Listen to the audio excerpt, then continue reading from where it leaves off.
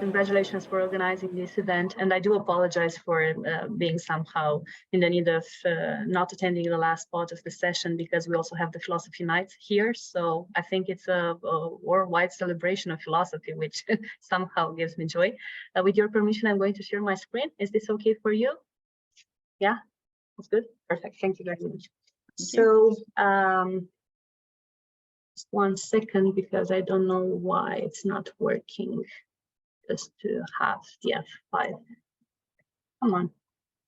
Perfect. Thank you. So the main aim of this paper is to argue in favor of a biopolitical potential of art.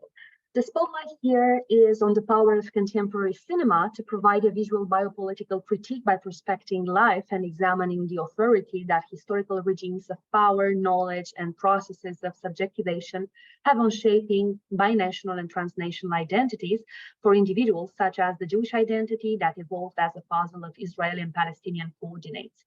The paper, you'll see, argues in favor of the existence of a biopolitical potential of art in Aloni's cinematic portfolio, mainly focusing on 2 movies, Local Angel and Forgiveness.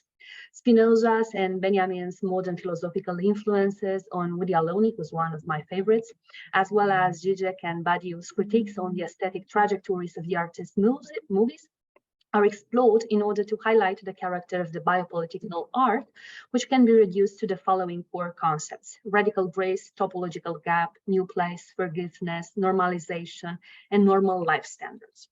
So one of the specters of transnational minorities is represented by the binational idea of a state that constructs its historical narrative as a binational reality with 2-state solution. Jewish minorities cultivated in this manner a diaspora feeling inside their own Oriental carpet, so that the Jewish identity today is not such as a self-evident question, as Žižek said, not even for Jews.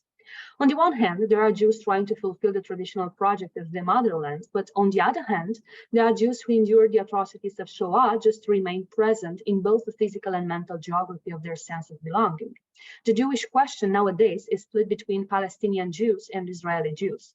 They certainly are the result of a political division, but according to Žižek, not between secular liberals versus religious fundamentalists, but between 2 attitudes, which I would call relevant for the governing of life and terror that engages a biopolitical perspective.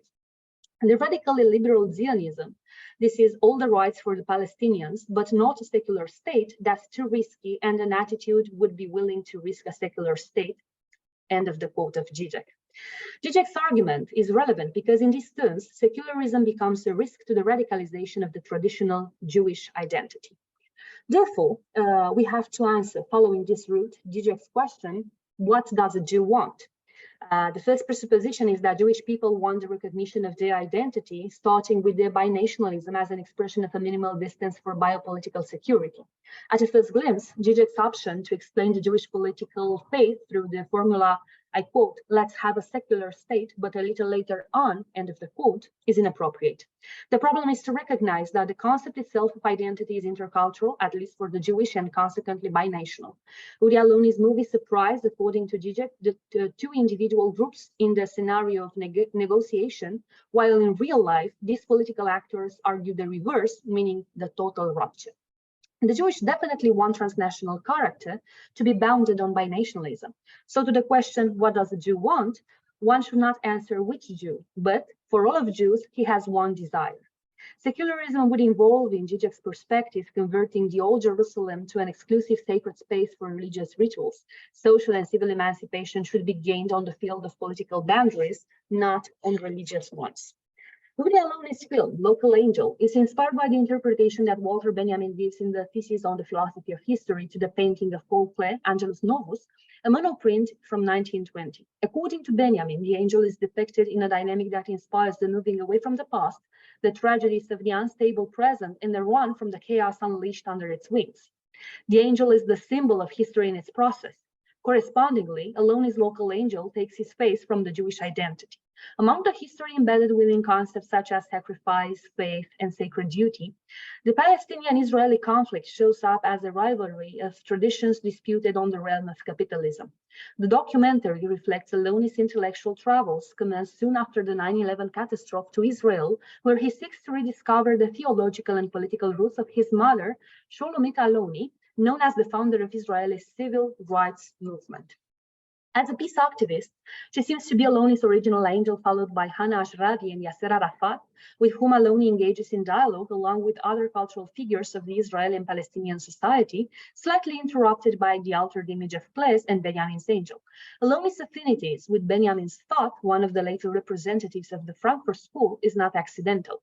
The hermeneutical engagement, highly visible in his aesthetic creation, is based on the Jewish framework that Benjamin's philosophy shares with one of his modern predecessors, Spinoza, to whom Aloni devotes a high recognition, giving the subtitle of Theological Political Fragments to his movie after Spinoza's homonymous work, Tratatus Theologicus Politicus. On the one hand, Aloni follows Benjamin's theological political fragment, which takes Spinoza's depictions of nature towards new considerations through which nature itself becomes identifiable with the messianic. Benjamin's fragment overlaps the distinction between religion and theology to that between the Messiah and the messianic.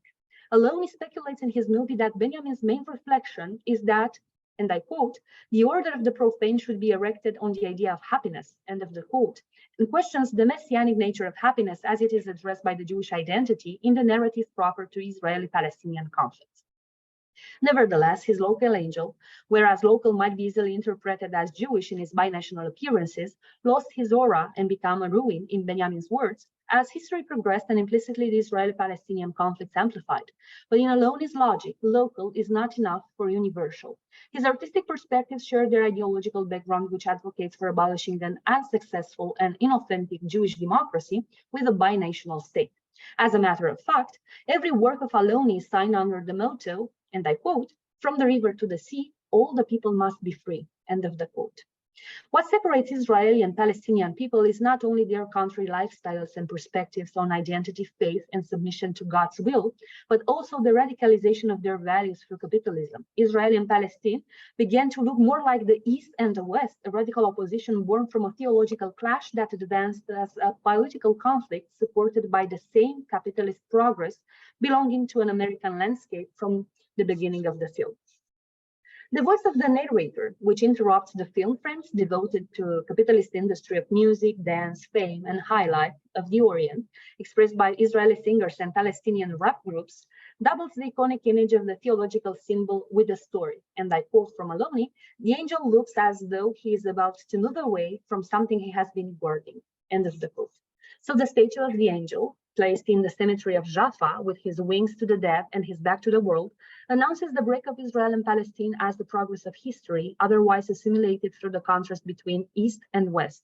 And I quote again from Udi Aloni, "This is how one pictures the local angel of history. He faces the East and his back is turned to the sea.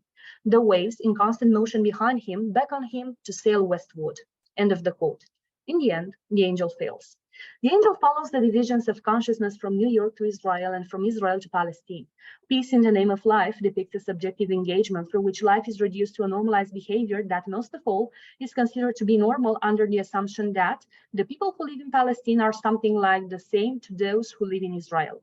Biopolitically, and I quote from Udi Aloni again, "The movie is concerned with the construction of a new place," end of the quote. Therefore, binationalism and transnationalism are reduced to one topological order, namely and concretely to one identity and exclusively to one state. Life as a border to politics, reiterating Lemke's expression from one of his lectures on Foucault's Biopolitics, is addressed by Aloni's movie as a continuous dynamic between internalities and externalities of a desirable unitary state. Otherwise put it, the Israeli-Palestinian conflict might be easily described by Foucault's considerations from society must be defended. And I quote from Foucault, "This is the right, or rather precisely the opposite right. It is the power to make live and let die.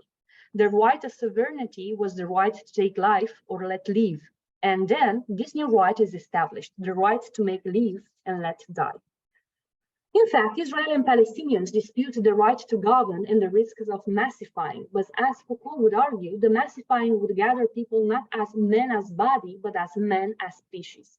In these words, the local angel is the messenger of those who seek to make live and let die. Badiou understands that Aloni conceives the construction of the new state and implicitly the reconstruction of the so-called Jewish identity as an accommodation of individual and collective narratives that develop a topological spirituality. Biopolitics became a matter of mapping spirituality on material grounds. Beliefs, religious traditions, and moral values in their conflict and harmony develop borders and lifestyles, not the other way around. This direction towards universalizing the moral message continues to shape the biopolitical project that I am to bring to the light from Aloni's movies as a plurality of theological and political fragments, as the director promised from the beginning. Local angel is also a symbol from the incongruity between the figure of Christian, who gets to conciliate at some point, and the forgiving God, and the rebellion of two groups discussing their power. There is a gap between theology and politics that Aloni shares in his attempt to support the construction of a new place, and not by victory nor by defeat, as Badiou would put it, but by weakness. And with your permission, I'm going to quote from Badiou. In the film, there is a very important subjective declaration about the reconciliation between the weak God, who is not the God of glory and potency, but a weak and suffering God, and the figure of the mother who protests and does not accept. Woody's vision is precisely on the gap between these two. End of the quote. Both Badiou and Žižek analysis of Aloni's movie are left constituted. However, this radical perspective is not an argument overlapped over the artist's own philosophical views without a real reason. It is Aloni's opinion that grace is a universal concept, while political identity will remain a particular one. In this context, I do believe that Aloni preferred to use the notion of radical grace that has at its core the analysis of radicalism as it appears in political engagement. To create a space of non-violence in the space where the oppressed have the right to violence represent one of the multiple biopolitical ambitions that Woody Aloni's visual project claims. The radical grace acknowledges the right of the oppressed to the violence, but it creates a space in which it is not necessary. Biopolitics is reduced radical grace to non-violence. A brief observation must be introduced here in order to better understand the concept of radical grace, which Žižek, for example, does not entirely accept. For Aloni, the term hesed in Hebrew, which means grace, represents one of the two energies that come from God. Along with reason, it works for compassion. At the limit, grace is what the humans can create in the name of God. It is not a material concept, such as Badiou would argue, for whom an event, for example, is the manifestation of grace, because it surprises the individuals and it overwhelms them, nor it is a shared hermeneutic horizon, as Žižek would call Aloni's understanding of the concept. The radical grace is not an exclusively messianic concept, in my opinion. It is more about the manner in which the individual's interaction gains universality behind and beyond their bi- or transnationalism.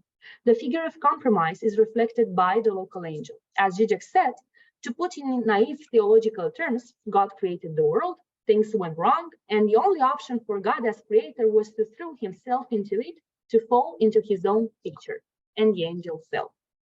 Another concept that I find relevant for the biopolitical project aesthetically developed by Aloni relates with the problems connected with the so-called management of power. Active or passive powers, pacifism, and aggression became part of Aloni's moving images. Badiou considers that Aloni knows as well as I do, he says, that a new political conception must be instituted apart from fighting and obtaining the victory of death.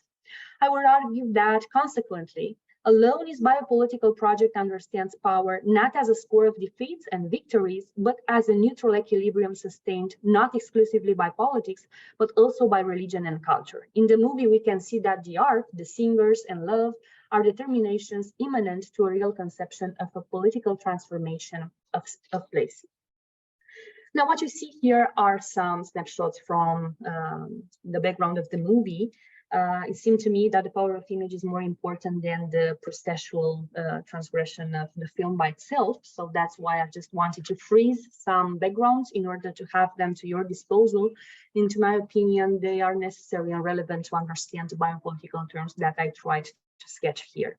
And because I'm getting to the end of my lecture, I would like to tackle a little bit also two other concepts that are left from Aloni's biopolitical project, as I would call it. One would be topology, and the other word, the keyword would be forgiveness. Aloni biopolitical project is also about the mapping mapping the areas of tolerance, conciliation, affective acceptance, and disclosure, as you see here, especially from the second image, without proper solutions. So his aim is more about engaging the authentic recognition on the political scene. Topology in his biopolitical project is reduced to ruptures, and I quote, "The gap between protest, revolt, and weak God is also a place for a new means for a new place. This gap is certainly a problem. It has no mechanical solution, only the gap itself." Nevertheless, this new biopolitical project cannot be conceived without forgiveness. It is a concept that Aloni addressed in his other movie from 2006, Forgiveness. Just to understand its objectives, I will briefly present one of the many directions of the plot. Aloni's film is about a young Jew from a German Jewish family who goes to war to confront history on his own, despite his father's silence. Falling in love each time with an Arabic woman and committing a crime against his beloved woman's sons because of the war, his story culminates in a dilemma. Either he accepts the memory of being a murderer in repose and peace becomes possible, or he prefers silence, recurrent violence, and probably suicide. The main moral here is that parting for war is a gesture of willing the recognition of the father. Thus, binationalism should begin to be treated as a source of one motherland, not as the expression of two fathers certifying recognitions of values, principle, and culture. Nevertheless, forgiveness is exposed as a self-reconciliation through the story of the principal character with his own life setup, but before being able to forgive the others. So in order to end my remarks, I would say that I do believe that it's very important nowadays to take a look to the biopolitical potential of film, as we all know that biopolitics is determined by two different concepts, zoe, which means the biological life, the natural life, and bios, which is the cultural life. So if you put them together, you will see that such films actually do argue that in order to preserve what we call the biological life, we need to save the cultural life. So a sense of persistence into existence is by securing organic life, developing a sort of culture of resistance. I must also say the fact that mapping and defending society by gaps, spiritual or material, radicalizing grace and love, as we have seen in Aloni's movies, or neutralizing power by assisting its ruptures, seeking for peace, this is never a victory nor a defeat, as I have previously listed. In my opinion, our supports the Jewish biopolitics, and exactly this kind of local biopolitical project, as Aloni developed, should be interrogated in order to better understand the senses of multiple cooperation, reflexive identity, and inclusionary society nowadays at a larger scale.